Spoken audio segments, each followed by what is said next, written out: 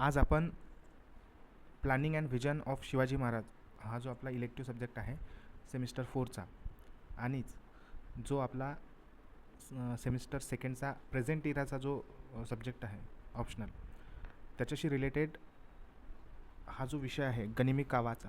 आता विशेष म्हणजे जो विषय आहे सॉरी टॉपिक आहे चॅप्टर आहे हा सेमिस्टर 4मध्ये येतो. पण याची तुलना जर आजच्या सैन्य शक्तीवर जर आपण केली किंवा सैन्य व्यवस्थेवर जर केली, लष्करी व्यवस्थेवर म्हणा, तर ती सध्याकालीन उपयुक्ततेमध्ये येते, प्रेझेंट इरामध्ये येते. त्यामुळे दोन्हीही अभ्यासक्रमांसाठी हा एक परिपूर्ण असलेला विषय आहे ज्याचा आपल्याला आज अभ्यास करायचा आहे. आता 17व्या 16व्या 15व्या शतकांमध्ये युद्ध कौशल्य कशी होत होती किंवा जी काही सैन्याची रचना होती ती म्हणजे एकदम ब्रॉड लेवलवर राहत होती. जसं की कुठं जर निघायचं असलं जायचं असलं तर एक मोठी मिरवणूक काढल्या जात होती सैन्याची, त्याला आपण काहीतरी असं म्हणतो ना, रूट मार्च वगैरे राहत होते. खूप जास्त शस्त्रसज्जता राहत होती, खूप वेगवेगळे शस्त्र त्यामध्ये आपल्याला दिसतात. एखाद्या किल्ल्याला जर वेढा द्यायचा असला तर एक दीर्घ वेढा आपल्याला म्हणजे जास्तीत जास्त दिवस देता आला पाहिजे, त्याच्यासाठी खूप मोठा फौजफाटा त्या ठिकाणी आपल्याला दिसून येते. आणि हे सगळे जे आहे ते मैदानी युद्धकला करणारे लोक राहत होते. एका मोठ्या मैदानामध्ये यांना युद्ध करण्यामध्ये निपुणता होती. पण अशा घटना म्हणजे या सगळ्या व्यवस्थेमध्ये छत्रपती शिवाजी महाराजांनी एक वेगळ्या कलेचा म्हणजे काय म्हणतात त्याला, एका वेगळ्या कलेला जे आहे ते आत्मसात केलेलं आपल्याला पाहायला मिळते. आता मुघल साम्राज्य झाले, आदिलशाही, कुतुबशाही, निजामशाही हे जे होते, ह्या ज्या सल्तनत होत्या त्या आपल्याला हे जे ब्रॉड लेवलवर युद्ध वगैरे जात होते तशी त्यांची सैन्य व्यवस्था असलेली दिसून येते. पण छत्रपती शिवाजी महाराजांजवळ एवढी सैन्य व्यवस्था नव्हती. म्हणून मग त्यांनी जी गनिमी कावा ज्याला आपण म्हणतो आता, किंवा त्याला गुरिला वॉरफेअर असं म्हणून ओळखलं जाते, ते रणतंत्र वापरलेलं आपल्याला पाहायला मिळते. पण हे जे सिस्टीम आहे गुरिला वॉरफेअरची, गनिमी काव्याची, हे त्या काळी जो युद्धविचार होता म्हणजे युद्ध संकल्पना होत्या किंवा ज्या पद्धतीनं युद्धांचे काही नियम होते त्या सगळ्यांना आव्हान देणारे असलेलं आपल्याला पाहायला मिळते. आणि ही कला जी आहे ते म्हणजे गनिमी कावा जो आहे तो एकदम असा तयार झालेला आपल्याला पाहायला मिळत नाही. त्याच्यासाठी सगळ्यात महत्त्वाचं म्हणजे भौगोलिक वास्तव काय आहे, त्यांच्यासाठी मग त्यांच्याजवळ कुठले साधनं उपलब्ध आहेत, शत्रूंची बलस्थानं काय आहेत, त्यांची मर्यादा काय आहे, यांचं जे सूक्ष्म निरीक्षण आहे ना, त्याच्यातून विकसित झालेली आपल्याला ही एक युद्धनीती असलेली पाहायला मिळते. तर आता आपण ह्या विषयावर ह्या लेक्चरमध्ये अभ्यास करू. तर आता आपण इथून सुरुवात करूया चांगले, ठीक आहे. ज्याप्रमाणे मी तुम्हाला सांगितलं होतं की शत्रूंची ताकद काय होती, इथे तुम्हाला दिसून येते की अवाढव्य सैन्य, अमराध्य संपत्ती आणि मुबलक संसाधने हे शत्रूंची ताकद होती. त्याचसोबत आता मराठ्यांची स्थिती त्यामध्ये काय होती, तर सैन्य व्यवस्था एकदम कमी असलेली आपल्याला पाहायला मिळते. आणि जे मैदानी युद्ध राहत होते त्याच्यामध्ये विजय मिळवणं हे मराठ्यांसाठी कुठेतरी अशक्य असलेलं पाहायला मिळते. इतिहासकार यदुनाथ सरकार जे होते यांच्या नोंदीमध्ये किंवा यांच्या असलेल्या काही लेखांमध्ये म्हणा किंवा इतिहास संदर्भांमध्ये छत्रपती शिवाजी महाराजांची युद्धनीती ही परिस्थितीजन्य होती असा उल्लेख असलेला आपल्याला पाहायला मिळते. म्हणजे ती त्यांच्या लष्करी संसाधनाच्या मर्यादेतून विकसित झालेली पण पाहायला मिळते. आता हे कसं असेल तर त्यांची जी युद्धनीती होती ती परिस्थितीवर कशी अवलंबून होती, त्याच्यासाठी भौगोलिक संरचना जी आहे त्यांच्या प्रदेशांची म्हणजे आपल्या स्वराज्याच्या प्रदेशाची, त्याचा खूप मोठा वाटा असलेला आपल्याला पाहायला मिळते. आता प्राथमिक ऐतिहासिक संसाधनं जर पाहिली आपण तर याचा म्हणजे गनिमी काव्याचा उल्लेख जो आहे ना तो थेट आपल्याला म्हणजे सैद्धांतिक करताना आपल्याला वापरलेला आढळत नाही. पण जर सभासद बखर, चिटणीस बखर किंवा मग शिवभारत जरी घेतला आपण तर या ग्रंथामध्ये सुद्धा आपल्याला घटना वर्णनं पाहायला मिळतात. शब्दप्रयोग असे म्हणजे युद्धपद्धतीचे स्वरूप असलेले आपल्याला त्या गोष्टी पाहायला मिळतात. आता सभासद बखरीमध्ये मोठ्या फौजीची समोरासमोर युद्ध न करिता युक्तीने शत्रूस थकवीत, म्हणजे येथे युक्ती हा शब्द वापरलेला आहे. म्हणजे थेट गनिमी कावा हा शब्द त्या काळी आपल्याला प्रचलित असलेला किंवा कुठल्याही दफ्तरी नोंदीमध्ये, बखरींमध्ये किंवा ऐतिहासिक संदर्भांमध्ये असलेला आपल्याला पाहायला मिळत नाही. त्या ठिकाणी जसं सभासद बखरीमध्ये कृष्णाजी अनंत सभासदांनी लिहिलेलं आहे की मोठ्या फौजेसमोर युद्ध न करिता युक्तीने शत्रूस थकवीत असं लिहिलेलं आहे. म्हणजे इथं जे आहे ते आपल्याला युक्ती हा शब्द महत्त्वाचा केलेला आपल्याला पाहायला मिळते, कारण तो त्या युद्धातील जो होता ना तो बौद्धिक घटक असलेला आपल्याला दिसून येतो. आता गनिमी युद्ध हे शक्तींपेक्षा बुद्धीवर आधारित होते असा त्याचा उल्लेख होतो, बरोबर. आता मुळात ही जी गोरिला वॉरफेअरची टेक्निक आहे ही म्हणजे नेमकं काय हे आपल्याला समजून घ्यायचं आहे. आता गनिमी कावा जर आपण म्हटला तर या शब्दाची जर आपण उकल केली तर यामध्ये आपल्याला दिसून येईल की गनिम म्हणजे शत्रू आणि कावा म्हणजे फसवणूक. तुम्हाला इथं दिसतेच की गनिम म्हणजे शत्रू आणि कावा म्हणजे फसवणूक, म्हणजे अचूक नियोजन करून शत्रूंचा केलेला पराभव, शत्रूंना थेट न लढता त्यांना थकवणे, त्यांना कन्फ्यूज करणे कुठल्याही गोष्टीमध्ये, आणि नंतर त्यांच्यावर अचानकपणे किंवा अकस्मात केलेला हल्ला, त्याला आपण गनिमी कावा असं म्हणतो. गुरिला वॉरफेअर असं आपण तिथं त्या ठिकाणी त्याला म्हणतो. आता सगळ्यात आधी जे आहे गुरिला टेक्निक जे आहे, गनिमी कावा जो आहे तो आपल्याला मलिक अंबरने जो आहे त्याची सुरुवात केलेली आपल्याला पाहायला मिळते. मग नंतर छत्रपती शिवाजी महाराजांनी, त्यानंतर मग संभाजी महाराजांनी म्हणा किंवा पेशव्यांनी मग ते समोर आपल्याला चांगल्या पद्धतीनं वापरलेली पाहायला मिळते. आणि शेवटी मराठ्यांचं एक वैशिष्ट्यपूर्ण युद्धनीती म्हणून गनिमी काव्याला ओळखलेलं आपल्याला पाहायला मिळतात. त्याच्यामध्ये गनिमी काव्यामध्ये अचानक केलेला हल्ला, त्यांची वेगवान हालचाल, याच्यासाठी सगळ्यात महत्त्वाचा भाग म्हणजे भौगोलिक जी संरचना राहते त्या महत्त्वाच्या राहत होत्या. त्यांच्या सप्लाय डिस्ट्रीब्युशनवर केलेला हल्ला म्हणा किंवा गुप्त माहिती मुघलांचा उपयोग करून एक युद्धनीती आखणे, ह्या सगळ्या गोष्टीवर आधारित जे आहे ते गनिमी कावा हा विषय आपल्याला पाहायला मिळतो. आता गनिमी युद्ध पद्धतीचा उगम समजून घेताना आपल्याला सह्याद्रीच्या भौगोलिक परिसर किंवा त्याच्या बाबतीत अभ्यास करणं आपल्याला महत्त्वाचं ठरतो. कारण की डोंगराळ प्रदेश जर असला किंवा अरुंद वाटघाटा म्हणा किंवा दाट जंगले आणि अमर्यादित सपाट मैदान, ह्या सगळ्यांनी जे आहे ते शिवकालीन युद्धनीती आपल्याला घडवलेली पाहायला मिळते. आता शिवभारतमध्ये जर आपण पाहिलं, म्हणजे कवी परमानंदांनी लिहिलेलं आहे, त्यामध्ये जर तुम्ही पाहिलं तर शिवाजी महाराजांचं वर्णन करताना ते परमानंद म्हणतात की महाराज पर्वतरांगांमध्ये जलद गतीने अदृश्य होतात. म्हणजे हा एक अतिशोक्तीचा भाग आहे, कारण की शिवभारत जे आहे ते काव्यात्मक म्हणजे काव्य आहे, त्यामुळे याच्यामध्ये आपल्याला अतिशोक्तीच्या गोष्टी जास्त प्रमाणात दिसून येतात. पण याचा जर शब्दशः अर्थ घेतला तर तो आपल्याला पटणारा नाही. आपण जर ह्या गोष्टीचा आकलनात्मक जर आपण विचार लक्षात घेतला तर कुठेतरी येथे युक्ती आपल्याला श्रेष्ठ असलेली पाहायला मिळतात. तसा तर हा काव्यात्मक उल्लेख आहे, पण वस्तुतः लष्करी वास्तवांचं हा प्रतीक असलेला पाहायला मिळते. मुघल सैन्याचा जड तोफा, त्यांची हत्ती, मोठ्या त्यांचं जे काही रसद गाड्या राहत होत्या म्हणजे ने-आण करणाऱ्या गाड्या, या प्रदेशात आपल्याला निष्प्रभ असलेल्या पाहायला मिळतात. पण मराठा सैन्य हलक्या शस्त्रासह वेगवान हालचाली करू शकत होते हे पण आपल्याला पाहायला मिळते. म्हणजे हा जो भाग आहे आपला, हा जंगलाचा भाग, या ठिकाणी कुठली तोफगाडी किंवा कुठलं सैन्य आपल्याला जाताना दिसते? कुठलंच नाही दिसत, जातच नाही. आणि त्यातल्या त्यात एवढ्या वरतं आपल्याला किल्ल्यावर चढणं, ते पण एवढं मोठं शस्त्रसाठा किंवा रसद साठा घेऊन, तर ह्या खूप कठीण असलेल्या गोष्टी जे मैदानी भागामध्ये त्याला आपण म्हणू शकतो लढाई करणारे सैनिक होते किंवा त्यांचे जे सुभेदार होते, सरदार होते, त्यांच्यासाठी ह्या गोष्टी खूप कठीण होत्या. पण तेच जर मराठा सैनिक जर असला तर तो हलक्या शस्त्रासह जो आहे तो आपल्याला ह्या भौगोलिक प्रदेशावर राज करताना आपल्याला पाहायला मिळते. कुठून येणार आणि कुठे तलवार घालणार काहीच सांगता येत नव्हतं. त्यामुळे ह्या सगळ्या गोष्टीचा जो आहे उल्लेख गनिमी काव्यासाठी खूप महत्त्वाचा होता. म्हणजे भूगोल हेच सर्वात मोठे शस्त्र होते. भूगोल मीन्स की म्हणजे भौगोलिक प्रदेश हेच सर्वात मोठं शस्त्र जे आहे ते आपल्याला पाहायला मिळतं. त्याच्यामध्ये मग अरुंद घाट, घनदाट जंगले, ह्या सगळ्या गोष्टी. आता इतिहासकार जे खरे सर आहेत तर त्यांनी आणि कुलकर्णी आहेत, AR कुलकर्णी, यांनी पण हेच म्हटलेलं आहे की शिवाजी महाराजांनी सह्याद्रीच्या भूगोलाचा म्हणजे नॅचरल फोर्सचा नैसर्गिक किल्ला म्हणून अत्यंत प्रभावी वापर केलेला आपल्याला पाहायला मिळते. आता जर पाहिलं आपण तर गनिमी काव्याचा जो कणा होता तो मावळा सैनिकाला म्हटला जातो. म्हणजे छत्रपती शिवरायांचे जे काही मावळे होते त्यांना आपल्याला गनिमी काव्याचा कणा म्हटलेला पाहायला मिळते. कारण की सगळ्यात महत्त्वाचं म्हणजे ते हलकी शस्त्र वापरत होते. त्यांची उंची जास्त नव्हती, मला वाटते 5-5.5 फूट खूप झाली त्यांची उंची. जे काही मराठा सरदार सैनिक होते त्यांची उंची जी आहे ती खूप मोठी नव्हती, वजनाने हलके होते. एकदम कमी सामान जे आहे ते वापरताना आपल्याला पाहायला मिळतात. कमी सामान याच्यासाठी वापरत होते कारण की त्यांना वेगवान हालचाल करता आली पाहिजे. चपळता, तग धरण्याची क्षमता, ह्या सगळ्या गोष्टी त्यांच्यात होत्या. आणि विशेष म्हणजे तिथल्या स्थानिक भूगोलांची त्यांना जाण होती. आणि सह्याद्रीचे कडेकापारी असणारे किंवा विविध ठिकाणी त्यांना आरामात चढता येत होतं, उतरता येत होतं, ट्रेकिंग व्यवस्थित करता येत होती. ह्या सगळ्या गोष्टींचा फायदा जो आहे प्रत्येक सैनिकाला आपल्याला झालेला पाहायला मिळतो. तसंच जर आपण पाहिलं तर गनिमी युद्धतंत्रामध्ये एक महत्त्वपूर्ण आणि मूलभूत घटक जो होता तो लघुकालीन मोहिमा होत्या.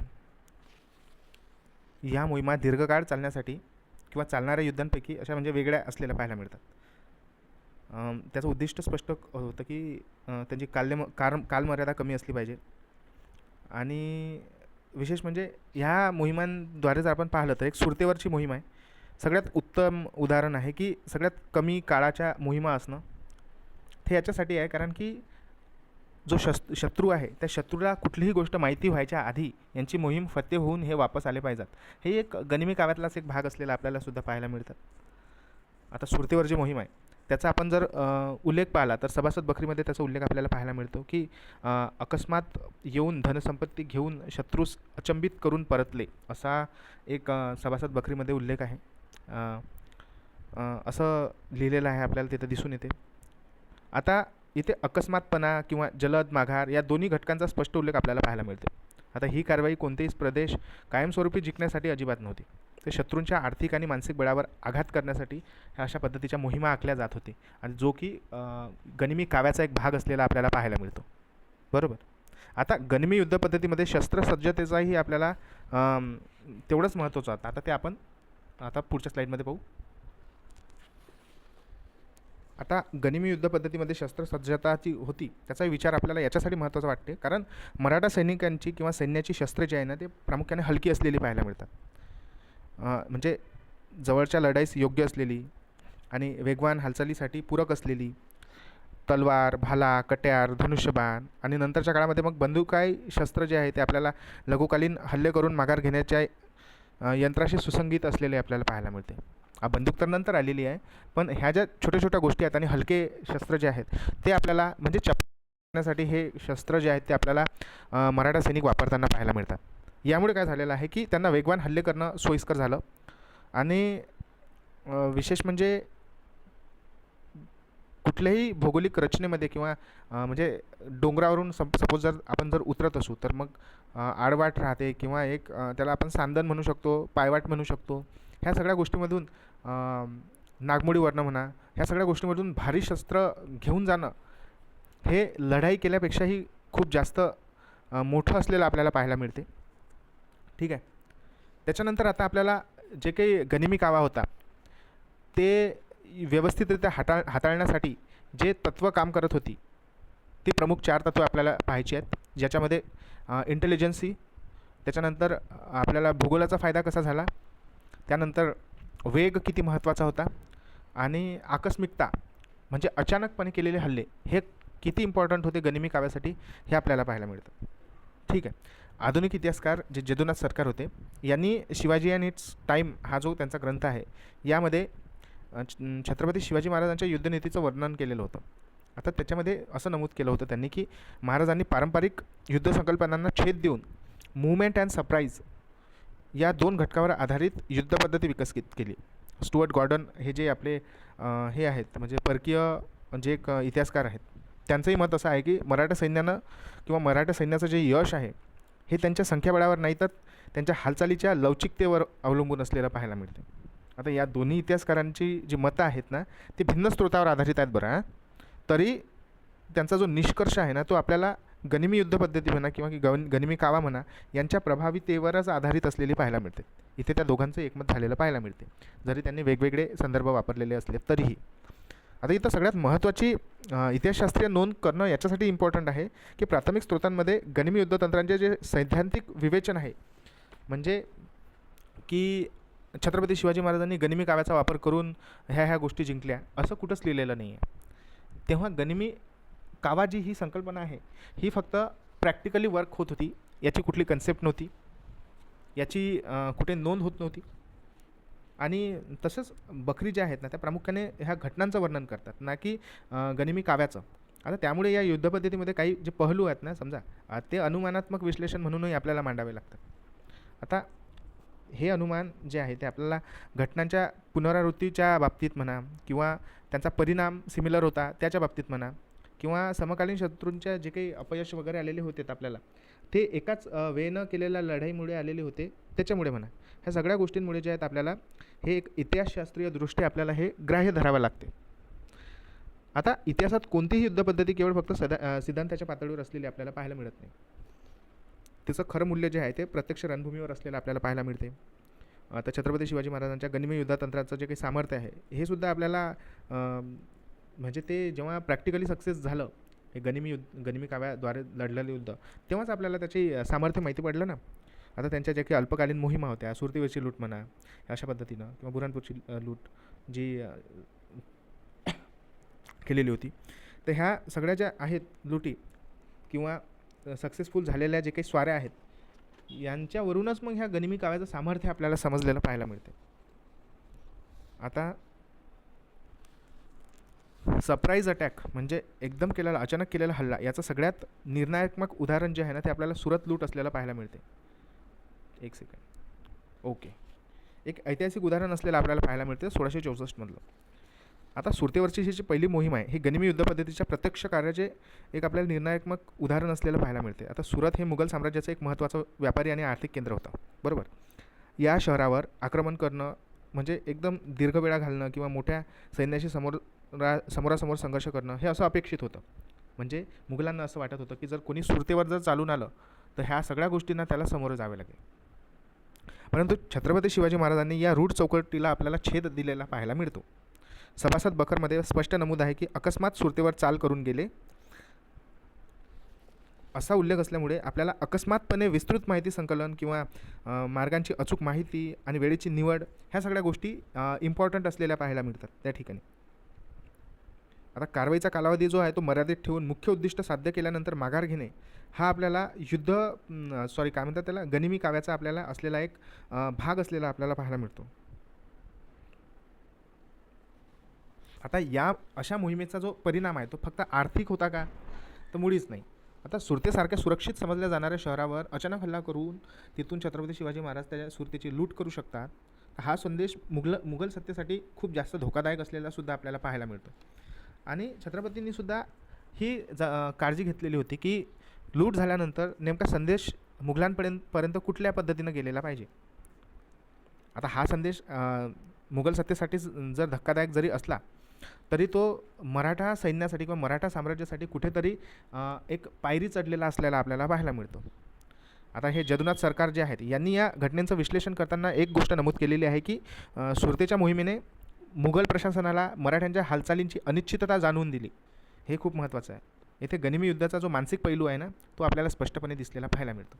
आणि तसं जर आपण पाहिलं की त्याची उद्दिष्ट जे होती की सुरत जे होतं हे मुघल साम्राज्याचं अत्यंत श्रीमंत व्यापारी केंद्र असलेलं पाहायला मिळते. त्यांची जी रणनीती होती ते शेकडो मैलाचं अंतर अत्यंत वेगानं पार करणं, अनपेक्षित हल्ला करणं, मुघल साम्राज्यातली जी काही संपत्ती आहे तीच ताब्यात घेणं आणि शत्रूंची जी कुमक आहे ते पोचण्याआधीच वेगाने आपला प्रवास परत करणं म्हणजे परतीचा प्रवास करणं. त्याचा परिणाम असा झालेला आहे की जो मुघल समजत होते की पारंपरिक वेळा घालतील, मस्त खाणं पिण्याच्या गोष्टी सोबत घेऊन येतील आणि मग सुरत लुटतील, ह्या गोष्टीत बिझी राहिले, ह्या विचारात बिझी राहिले आणि इकडे शिवाजी महाराजांनी आपलं काम करून मस्त परत निघूनसुद्धा आलेली पाहायला मिळतात. त्याच पद्धतीनं आपल्याला शाहिस्ते खानाचा हल्ला जो आहे 1663चा हा सुद्धा आपल्याला एक गनिमी काव्याचाच भाग असलेला पाहायला मिळतो. आता याचं आव्हान असं होतं आता शाहिस्ते खानाची सगळ्यांना स्टोरी माहीत आहे, आता मी स्टोरी नाही सांगत, पण त्याच्या मागची गनिमी काव्याची जी काही कल्पना होती ती कशी होती मी ते तुम्हाला सांगतो. आता सगळ्यात महत्त्वाचं आव्हान हे होतं की मुघल सैन्य जे आहे ते पुण्यात तट ठोकून होतं आणि लाल महालाभोवती जे आहे ते त्याचा कडेकोट बंदोबस्त होता. सगळ्यात महत्त्वाचा यामध्ये पार्ट होता बहिर्जी नाईकांचा, म्हणजेच त्यांच्या गुप्तहेर खात्यांचा, छत्रपती शिवाजी महाराजांच्या गुप्तहेर खात्यांचा. गुप्तहेर खातं लाल महालामध्ये पाठवून त्याच्यामधून म्हणजे ते दिंडी दरवाजातून आतमध्ये, कारण की लहानपणच छत्रपती शिवाजी महाराजांचं लहानपणच आपल्याला लाल किल्ल्यामध्ये गेलेलं पाहायला मिळते. तर मग लाल महालामध्ये, तर मग त्यामुळे तिथल्या खूप साऱ्या गोष्टी ज्या आहेत त्या शिवाजी महाराजांनासुद्धा माहीत होत्या, जिजाऊ मासाहेबांनासुद्धा माहीत होत्या. आणि बहिर्जी आतमध्ये गेल्यानंतर आणि तिथून रिटर्न आल्यानंतर त्यांना पण खूप साऱ्या गोष्टी माहिती होत्या. त्यामुळे गनिमी काव्याचा वापर करूनच एवढ्या मोठ्या कडेकोट बंदोबस्तातून शाहिस्ते खानाचा बिमोड करण्यासाठी आपल्याला जाता येईल हाच एक हेतू ठेवून गनिमी काव्याचा वापर करून म्हणजे निवडक मावळ्यासह रात्रीच्या अंधारात थेट लाल महालात घुसून शाहिस्ते खानावर जो आहे तो आपल्याला जीव घेणा हल्ला केलेला छत्रपती शिवाजी महाराजांनी पाहायला मिळते. आता हा हल्ला जो आहे तो गनिमी काव्याचा सरप्राईज अटॅक ही जी एक कन्सेप्ट आहे याचा क्लासिक नमुना असलेला आपल्याला पाहायला मिळतो. आणि तो पण मुघल साम्राज्याला एक मानसिक हादरा असलेला आपल्याला पाहायला मिळतो. आणखी एक गोष्ट 1659ची अफजल खानाची मोहीम, अफजल खानाची जी स्वारी होती अफजल खानावर आलेली. तर सगळ्यात महत्त्वाचं म्हणजे अफजल खानासोबत असलेला जो काही अवाढव्य सैन्य तोफखाना होता, तो छत्रपती शिवाजी महाराजांना कुठेतरी अफजल खानाच्या मूळ छावणीपासून वेगळा करायचा होता. म्हणून त्यांना त्यांचं जे काही मोठं अरुंद सैन्य आहे ते त्यांनी घाटात घनदाट जंगलामध्ये अडकून ठेवलेलं होतं आणि त्या जंगलाच्या दोन्हीही किनाऱ्यावर मराठा सैनिकांनी गस्त घातलेली होती. हे सगळे मराठा सैनिक जे होते हे जंगलात लपून ठेवलेले होते आणि योग्य वेळी त्यांच्यावर अचानक हल्ला करून जे आहे ते मग आपल्याला नंतर माहीतच आहे समोर की अफजल खानाचा जो काही वध आहे तो करण्यात आलेला होता. ह्या सगळ्या गोष्टी आपल्याला ऑलरेडी माहिती आहे, म्हणून मी यामध्ये काही जास्त भर देत नाही. 35 मिनिटामध्ये आपल्याला हे लेक्चर संपवायचं आणि नंतर उरलेला भाग जो आहे तो डिस्कशन फोरममध्ये आपल्याला जाणार आहे. मी तुम्हाला काल पण सांगितलेलं होतं या गोष्टीबद्दल. आता सगळ्यात महत्त्वाचं म्हणजे गनिमी काव्याचा जो जागतिक वारसा आहे, आता हे प्रेझेंट एरावाला जो टॉपिक आहे, म्हणजे आपलं सेकंड सेमचे जे विद्यार्थी आहेत त्यांच्यासाठी ह्या गोष्टी खूप महत्त्वाच्या आहेत की जेव्हा छोट्या छोट्या सैन्याच्या योग्य रणनीतीवर महाकाय साम्राज्याला कसे आव्हान देता येईल याचा वस्तुपाठ जो आहे तो आपल्याला शिवाजी महाराजांनी घालून दिलेला पाहायला मिळतो. छोट्या छोट्या गोष्टीतून शिकून एवढं मोठं साम्राज्य तयार करणं आणि विशेष म्हणजे मुघल साम्राज्य त्या काळचं सर्वोच्च साम्राज्य मानलं जात होतं, त्या साम्राज्याला हादरा देण्याचं काम छत्रपती शिवाजी महाराजांनी केलेलं आपल्याला पाहायला मिळतं. त्याच्यातून प्रेरणा घेऊन सध्याचे जे आधुनिक गोरिला वॉरफेअर आहेत, म्हणजे आताचं जर तुम्ही सर्जिकल स्ट्राईक म्हणा, त्या गोष्टी म्हणा, त्याच्या आधी सुद्धा खूप जे आहेत छुपे आपल्याला काही युद्ध झालेले आपल्याला पाहायला मिळतात, किंवा आपले इंटेलिजन्स ब्युरोचे किंवा रिसर्च ॲनालिसिस विंग्सचे किंवा रॉ किंवा IBचे हे जे लोक आपल्याला काम करताना दिसतात, हे कुठेतरी गुप्तहेर खात्याद्वारेच म्हणा, म्हणजे त्या काळच्या गुप्तहेर खात्याशी रिलेटेड असलेले आपल्याला कुठेतरी याकडे पाहायला मिळतात. याची तुलना होते, याची तुलना आपल्याला करता येते. डिस्कशन फोरममध्ये आपण याची तुलना करू. आता व्हिएतनाम वॉरची गोष्ट केलेली आहे किंवा अफगाण गुरिला स्ट्रॅटेजीची गोष्ट केलेली आहे. हे वापरण्यात आलेले जे काही तत्त्व आहेत ना, शिवाजी महाराजांच्या 17व्या शतकापासून रणनीतीशी आपल्याला साधर्म्य सांगणारी आपल्याला पाहायला मिळते. आता जर आपण पाहिलं की गनिमी काव्याचा जो हे जी युद्धपद्धती आहे याचा दीर्घकालीन परिणाम कसा झाला, तर आता याचा दीर्घकालीन परिणाम जो आहे ना तो मराठा इतिहासापुरता मर्यादित राहिलेला नव्हता. मग पुढील काळामध्ये मराठा साम्राज्याच्या विस्तारानंतरही याच्या खूप हालचाली वेगवान झालेल्या आपल्याला पाहायला मिळतात. काही अल्पकालीन मोहिमा म्हणा, शत्रूंना थकवणारी रणनीती म्हणा, ह्या सगळ्या गोष्टी आपल्याला पाहायला मिळतात. शिवाजी महाराजांनी रुजवलेली जी युद्ध संस्कृती होती ही एक प्रकारची अशी सैनिकी परंपरा बनली होती. आधुनिक युद्धशस्त्रांच्या दृष्टीने जर आपण पाहिलं तर ही पद्धत आज ज्याला आपण त्याला काय म्हणू शकतो, त्याचा एक शब्द आहे ॲसिमेट्रिक वॉरफेअर, आपण त्याला असं म्हणू, असं जे म्हटलं जाते. आधुनिक युद्धशस्त्र म्हणजे त्या काळचं गनिमी म्हणजे गुरिला वॉरफेअर जे होती त्याला आता ॲसिमेट्रिक वॉरफेअर आपण जसं म्हणतो, त्याची एक प्रारंभिक ऐतिहासिक उदाहरणं आहेत. आता या संपूर्ण विवेचनातून किंवा आपण जे आता ही गोष्टी पाहिलेल्या आहेत याच्यातून आपल्याला असं स्पष्ट होते की छत्रपती शिवाजी महाराजांनी जी काही गनिमी युद्धपद्धती होती, गनिमी कावा आपण ज्याला म्हणतो, आणि त्याच्यावर आधारित यशस्वी अल्पकालीन मोहिमा ज्या आपण राबवलेल्या होत्या, जशी की सुरतेची लूट झाली, शाहिस्ता खानावर जी स्वारी केलेली होती, किंवा अफजल खानाचा वध म्हणा, किंवा मग आग्र्यातून जी सुटका झालेली होती, ते एक गनिमी काव्याचंच एक आपल्याला म्हणजे जिथं युक्ती चाललेली आहे ते गनिमी काव्याचं रूप असलेलं आपल्याला पाहायला मिळते, त्या कन्सेप्टशी रिलेटेड असलेलं आपल्याला पाहायला मिळतं. आता काही बाबतीत गनिमी युद्धपद्धती म्हणा किंवा काही बाबतीत गनिमी युद्धपद्धती म्हणा किंवा काही बाबतीत आपल्याला असलेले भौगोलिक पाठपुरावे ह्या ज्या गोष्टी आहेत याच्या आधारावर आपल्याला कुठेतरी गुरिला वॉरफेअर म्हणा, गनिमी कावा हा आपल्याला आजही म्हणजे प्रेझेंटमध्ये म्हणा, वर्तमानात सुद्धा आपल्याला मोठ्या प्रमाणात भारत सरकारकडून म्हणा किंवा जागतिक पातळीवर सुद्धा इतर देशांद्वारे जे आहे ते आपल्याला वापरण्यात येताना आपल्याला पाहायला मिळतं. ठीक आहे. आता इतिहास लेखन जर केलं आता याच्यावर आपण त्याच्या दृष्टीने जर पाहिलं तर गनिमी युद्धपद्धतीबाबत काही आधुनिक इतिहासकारांमध्ये मतभेद असलेले आपल्याला पाहायला मिळतात. आता हे मतभेद जे आहेत ते किरकोळ आहेत, विशेष म्हणजे आता आपण अध्ययन करत आहोत, त्यामुळे हे संशोधनाच्या गोष्टी आहेत. माझं जे पुस्तक आहे याच्यामध्ये सखोल संशोधन आपण याच्यावर केलेलं आहे. त्याच्यामध्ये तुम्ही म्हणजे जे काही गुरिला वॉरफेअरची जी काही टेक्निक आहे त्याच्याबद्दल एक मला वाटते सेपरेट एक चॅप्टर आहे, ते तुम्ही वाचू शकता. आता इतिहास लेखनाच्या दृष्टीने जर पाहिलं आपण तर जे काही मतभेद आढळतात ज्याच्यामध्ये जदुनाथ सरकार यांनी शिवाजी महाराजांच्या युद्धपद्धतीचे विश्लेषण केले होते, तर ते करताना त्यांनी त्याच्या प्रभावतेवर आपल्याला भर दिलेला पाहायला मिळते. पण त्या ठिकाणी किंवा काही ठिकाणी त्यांनी तिला परिस्थितीजन्य तडजोड म्हणूनही आपल्याला पाहिलेलं दिसते. जसं की आपण पुरंदरचा तह जो आहे त्याच्या बाबतीत आपण बोलू शकतो.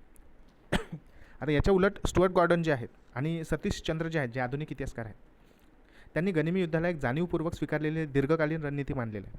आता या मतभेदाचं कारण जर पाहिलं तर ते मुख्यतः स्त्रोतांच्या वाचन पद्धतीत आहे, की नेमकं त्यांनी त्याचं वाचन कसं केलं. आता बकरींमधील घटनांवर्णनांचे जे विश्लेषण जर केलं तर कोणत्या संदर्भात केलं जाते याच्यावर निष्कर्ष बदलतात.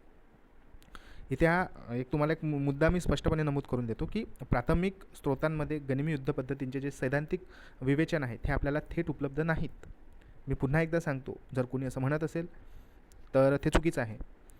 जर कोणी असं म्हणत असेल की गनिमी युद्ध पद्धतीचे पुरावे जे आहेत ते आपल्या प्राथमिक स्त्रोतांमध्ये, म्हणजे प्राथमिक स्त्रोत कुठले तर बकरी, ऐतिहासिक काही नोंदी, दफ्तरे, त्याच्यानंतर पत्रव्यवहार हे होते. त्यांच्या सैद्धांतिक विवेचनात आपल्याला त्याचे म्हणजे गनिमी काव्याचं सैद्धांतिक विवेचन आपल्याला नाही सापडत, म्हणजे कुठलाच पाठपुरावा त्याच्यात नाही आहे.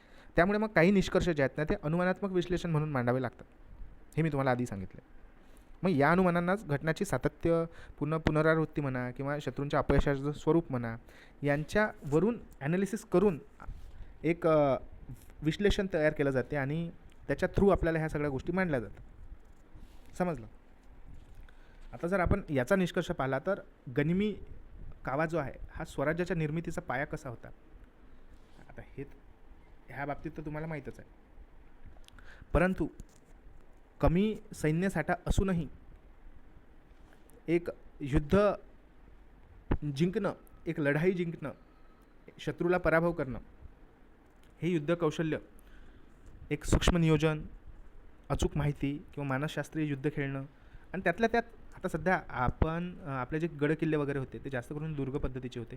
दुर्ग पद्धत म्हणजेच की पहाडावर आपल्याला असलेलं पाहायला मिळतात, डोंगरावर असलेलं पाहायला मिळतात. मग डोंगर म्हटलं की त्याच्या खाली जंगलं वगैरे आलेले आहेत. मग त्यातूनच जन्म जो आहे तो आपल्याला गनिमी काव्याचा असलेला सुद्धा पाहायला मिळते. आता गनिमी कावा ही एक तत्कालीन रणनीती नव्हती, तर ती एक मराठा साम्राज्यातली एक मूलभूत लष्करी विचारधारा जरी असली तरी हे योग्य राहील मला असं वाटते, असं म्हणणं. ठीक आहे. तर इथे आपला जवळपास गनिमी काव्याचा जो भाग होता, थिअरॉटिकल भाग, तो आपला इथं संपलेला आहे. जवळपास अर्ध्या तासामध्ये आपण याचा थिअरॉटिकल भाग घेतलेला. आता याच्यावर आपल्याला काही विवेचन करायचं आहे. तुमच्याजवळ जर काही माहिती असेल तर ते आपल्याला डिस्कशन फॉरममध्ये घ्यायची आहे. जवळपास 4 लेक्चर आपले हे थिअरी बेस होतील असे, आणि उरलेले जे 3 लेक्चर आहेत ते आपले डिस्कशन फॉरममध्ये होईल. आणि म्हणजे इन द सेन्स की म्हणजे आपले सेकंड इयरचे 2 आणि फर्स्ट इयरचे 2 असे हे 4 लेक्चर आपले डिस्कशन फॉरममध्ये होतील. आणि जाऊ द्या 4 लेक्चर जे आहेत ते आपले थिअरॉटिकल पण होऊन जातील, कारण की अर्ध्या तासाचेच आपण घेत आहोत, जेणेकरून तुम्हाला तुमच्या फावल्या वेळेत सुद्धा ह्या गोष्टी पाहता आल्या पाहिजे. एक रील्स स्क्रोल करतो आपण, त्या हिशोबानं जरी आपण तुम्ही हे लेक्चर्स थोडे पाहिले तुमच्या फावल्या वेळात तरी व्यवस्थित राहील. आणि एक जे लेक्चर आहे ते आपण कंबाईन घेऊ, फर्स्ट इयर आणि सेकंड इयर दोन्ही स्टुडंट राहतील. ठीक आहे. यामध्ये जर काही अडचण असेल तर आपला एक ग्रुप आहे अनऑफिशियल म्हणून, तर त्यावर तुम्हाला असलेले प्रश्न वगैरे टाका, आणि एक तसंही आपण डिस्कशन फोरममध्ये यावर चर्चा करणारच आहोत. ठीक आहे. तर गनिमी काव्यामध्ये आता आपण खूप साऱ्या ऐतिहासिक संदर्भांच्या विषयी बोललो, कशा पद्धतीनं काम केलेलं आहे ते पण आपण पाहिलेलं आहे. पुन्हा एकदा मी तुम्हाला एक रिकॅप घेऊन घेतो, की म्हणजे दख्खनच्या प्रदेशामध्ये म्हणा किंवा पूर्ण भारतामध्ये म्हणा, आता इथं दख्खनच लिहिलेलं आहे फक्त, शतकातील दख्खन, तर असं नाही आहे, पूर्ण भारतामध्ये सुद्धा म्हणा की एक ब्रॉड लेवलवर युद्ध तयारी राहत होती. आणि याला फाट्यावर मारून छत्रपती शिवाजी महाराजांनी एक गुरिल्ला युद्ध पद्धत जी आहे गनिमी कावा ती आत्मसात केली, आणि त्या बळावर त्यांनी जे आहे ते लढाया युद्ध जिंकून आपलं साम्राज्य प्रस्थापित केलं. त्यानंतर आपण गनिमी कावा म्हणजे काय ह्या गोष्टी पाहिलो. ठीक आहे. त्याच्यानंतर मग पारंपरिक युद्धपद्धती विरुद्ध गनिमी कावा हे कसं होतं याच्यावर आपण बोललेलो आहे, की पारंपरिक युद्धपद्धतीमध्ये अवाढव्य सैन्य, संत एकदम म्हणजे मेल्या धावांसारखं ते. त्यानंतर गनिमी कावा कशा पद्धतीनं काम करत होता ते. त्यानंतर ह्या सगळ्या गोष्टी आपण पाहिलेल्या आहेत. भूगोलाचा कसा वापर होता ह्या गोष्टी आपण पाहिलेल्या आहेत. जॉग्राफिकल फिनॉमिना आपल्या गनिमी काव्यासाठी कशा पद्धतीनं पॉझिटिव्ह राहत होता त्या गोष्टीचा आपण अभ्यास केलेला आहे. त्यानंतर मग मराठा सैनिक जो आहे तो कशा पद्धतीनं काम करत होता गनिमी काव्याच्या बाबतीत, जसं हलकी शस्त्र, एकदम सामान कमी, भूगोलाची जाण, चपळता, ह्या सगळ्या गोष्टीचा आपण विचार केला. जे काही 4 तत्त्व होती, गुप्त माहिती, भूगोलाचा फायदा, वेग, आकस्मिकता म्हणजे एकदम सरप्राईज करणं, ह्या सगळ्या गोष्टी आपण पाहिलेल्या आहेत.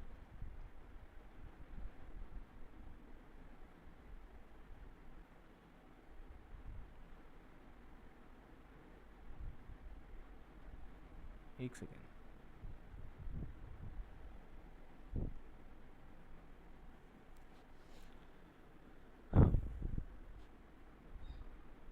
त्यानंतर आपण त्यांची गुप्त माहिती, जे इंटेलिजन्स वगैरे आहे ते आपण पाहिलेलं आहे, कशा पद्धतीनं काम करतात. ठीक आहे. आणि हे वेग वगैरे ह्या सगळ्या गोष्टींचा पण आपण विचार केलेला आहे. ठीक आहे. अफजल खानाच्या बाबतीत मी तुम्हाला मोहीम ज्या पद्धतीनं जे सांगितलेलं होतं ते पण आहे. शाहिस्ता खानाच्या बाबतीत सुद्धा आपण बोललेलो आहोत की कशा पद्धतीनं तिथे गनिमी कावाचा वापर झालेला आहे. आणि जे सुरतेची लूट आहे त्याच्या बाबतीत सुद्धा आपण इथे लिहिलेलं आहे. त्याचा आपण थोडंसं ॲनालिसिस केलेलं आहे. ठीक आहे. बाकीचं जे आहे तर थेरॉटिकल ज्या गोष्टी आहेत त्या आपण आजच्या लेक्चरमध्ये कंप्लीट केल्या. आता जे काही डिस्कशन फॉरम आहे तो आपण डिस्कशन फॉरममध्ये या सगळ्या गोष्टी कंप्लीट करू. ठीक आहे, चला.